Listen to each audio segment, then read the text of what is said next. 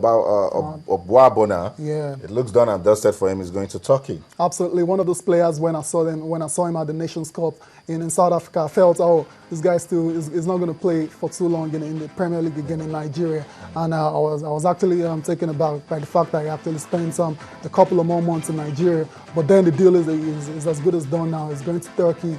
A lot of Nigerians are going to Turkey, and a lot of people feel the Turkish league is not good enough, but the Turkish league is not that bad actually. They're actually ranked they're ranked about 7th in the European leagues as well. So that's not bad. That's not a bad stepping stone for Obuabona to start from, and hopefully scouts can actually see him on a more regular basis and it makes a big because he's a very decent defender. Okay. All right, I've just been told that we have the member of the Nigeria Football Federation Technical Committee, Paul Bassi, is on the line from Calabar. Good morning, sir. Morning, my brother. Okay. I'll just take your words from the Technical Committee. You say you have looked at Keshi's list for the Malawi game, and then you've decided that some of the home-based players should be dropped. And I'm saying to myself, why the home-based players? Let me quickly say that there's been a lot of misrepresentation, a lot of it. First of all, that list came to the NFF when we were having our meeting. And that list was not supposed to be made public until after the technical committee had looked at it. She presented 2 lists.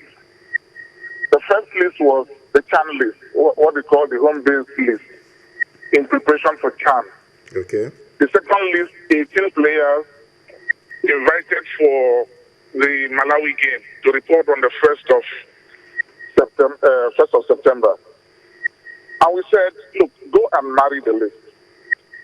We don't have the luxury of camping the CHAN Eagles. It was a distraction. Concentrate on the Malawi game for now. The home-based Eagles are at home. They're not running away. They're always available. There's even the logistics of funds. Keshi, get back to us on a 23-man list that will report to Calabar on the 1st of September. So it wasn't a question of dropping home base or... Even Sego Gunde, the member of the committee, noted that Sego Gunde may not even be fit. So it's now up to Keshi to now go back. It's not even... the media has overblown it. It has made us see the technical committee against Keshi. The CHAN Eagles for now is a distraction. Let's forget about their campaign for now. Start the Malawi game even in your head. Start playing it. Bring a list. It's not about foreign base or home base. Bring a 23-man list that will prosecute the Malawi game on the 7th of September. It's as straightforward as that. So it's not a question of go and drop the home base or whatever. He had a separate list for home base. He had a separate list for foreign base. So we now said, no, bring a list that would play the Malawi game, and then 2 days after, move to Kaduna for the friendly against Burkina Faso. It's so straightforward, my brother. So tell me, don't you think some people will see this as interference to the job of Coach Stephen Keshi? That word keeps on coming up. You get somebody to do it. It happened in South Africa. I don't want to get back to it. Somebody plays 1, 2, 3 matches. He doesn't do well. They say, you shouldn't ask him, why are you not doing well? What is the problem? Keshi, the campaign you are talking about, it is the NFF that will provide the funds, the logistics. You cannot do this in isolation. We are contributing. What about if the NFF says we don't have funds to camp the home? We are saying, let us concentrate on World Cup qualification. Leave CHAN alone for now. We have qualified. That competition is in January in South Africa. The boys are here with us. They're not going anywhere. They're here. You can camp them anytime you want. For now, let us concentrate on the World Cup in Malawi. It's so, my brother, I don't see any controversy. I don't see any interference. Nobody has dropped any player. Nobody has told him, don't take this, don't take that player. The 18 professionals that you want to bring, if that is the 18 you want to bring, then take the 5 or 6 or whatever home base and add to that list. And then prepare for Malawi. CHAN will come later. Okay, tell me quickly, Malawi has been making so much noise about this game with Nigeria and Calabar. How prepared is the NFF, the Super Eagles, for that big tie? I think we should concentrate on our game and our team and everything. It's the mind games, if you ask me. Malawi has no right whatsoever to determine where we want to play, when we want to play. You know, they just have to do this. They know that they have to do anything they can to win that match, and that is what they need. Knowing quite well that maybe a draw will get us there. I don't want us to say neglect Malawi, but I want us to concentrate on our own preparations, the players that we're going to use. We have been beaten once. Kenya came to here in Calabar and nearly shocked us. So I'm not writing Malawi off, fine, but let us concentrate on our own game, our own strategy, our own play. That's why we said, leave chance. We want to calm them for 1 week. We said, no, concentrate on the World Cup. Okay. After we qualify, you are here with the home base. You can calm them even if you like for 4 months and so on. It was so simple and straightforward. I think that clearly explains it. Thank you so much, Paul Bassi, for speaking to us. Please. So there you have it, Paul Bassi, member of the Nigerian Football Federation Technical Committee. No controversy. They just said Coach Stephen Keshi should concentrate on the Malawi game. Okay, Tayo, big result for Arsene Wenger. When I saw that game, and I'm like, Arsene Wenger, I would say, why do I need to buy? Yeah, absolutely. I've got to admit one thing though. Whenever Arsene Wenger is under massive pressure, the players actually they stand up for him, and that's exactly what happened yesterday. Where we talked about this game yesterday, and I felt Arsenal would do very well to actually get a good result. When I said a good result, I thought they were going to get a draw. They were going to take back to the Emirates Stadium, but they actually went ahead and actually dominated the game. They were fighting from start to finish. Exactly. It was a different Arsenal that we saw on Saturday against Aston Villa. Yeah, absolutely. 3-0. Kieran Gibbs with a beautiful goal.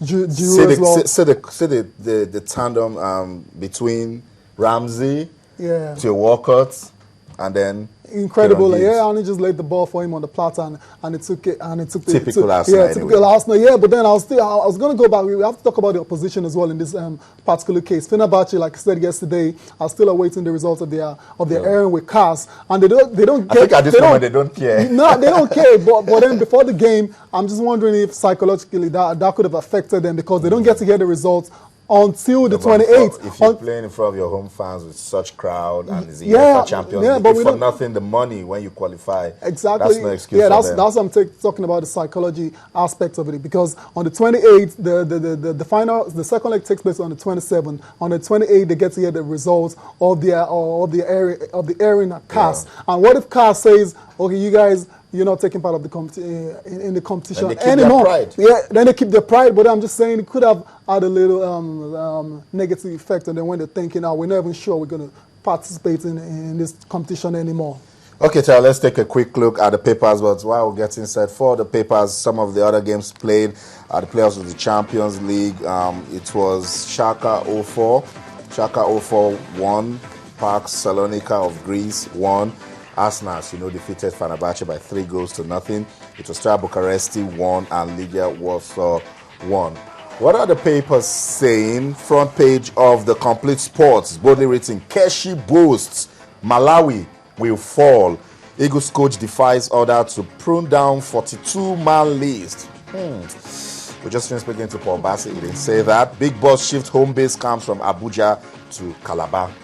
Yeah, absolutely.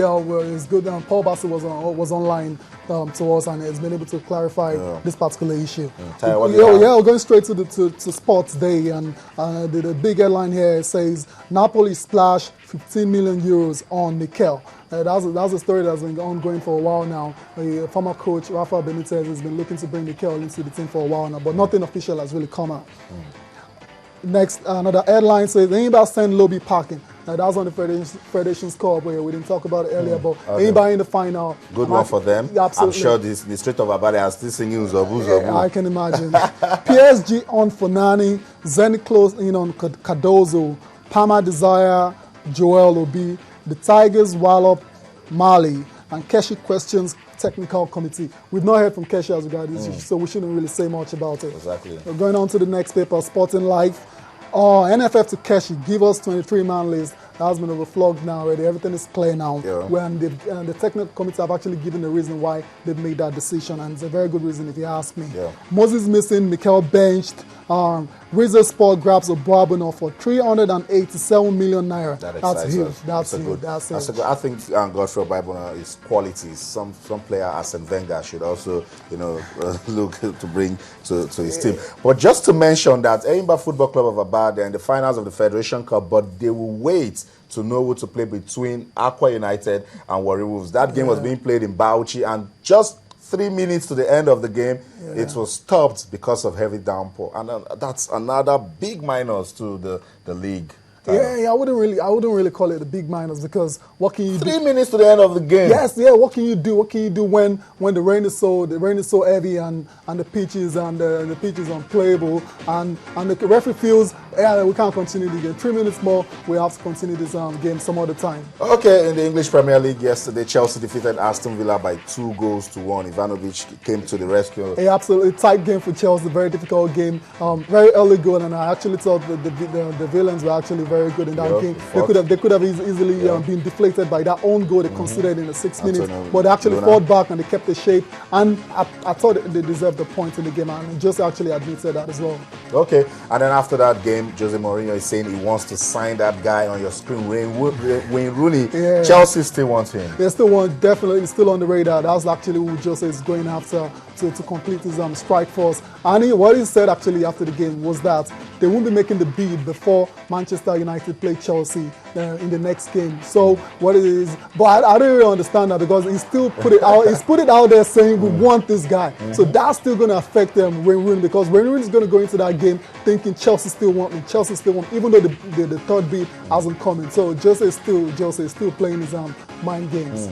Okay, let's take a look at the Spanish Super Cup. It's Atletico Madrid versus Barcelona. That game ended 1-1 tight game. Debut goal from David Villa scored again. Won the goal against his former team. Yeah. And Neymar actually scored his first goal for Barcelona as well. And that's a good one. What are we hearing about Gareth Bale? Gareth Bale, same, the story continues on and on and on.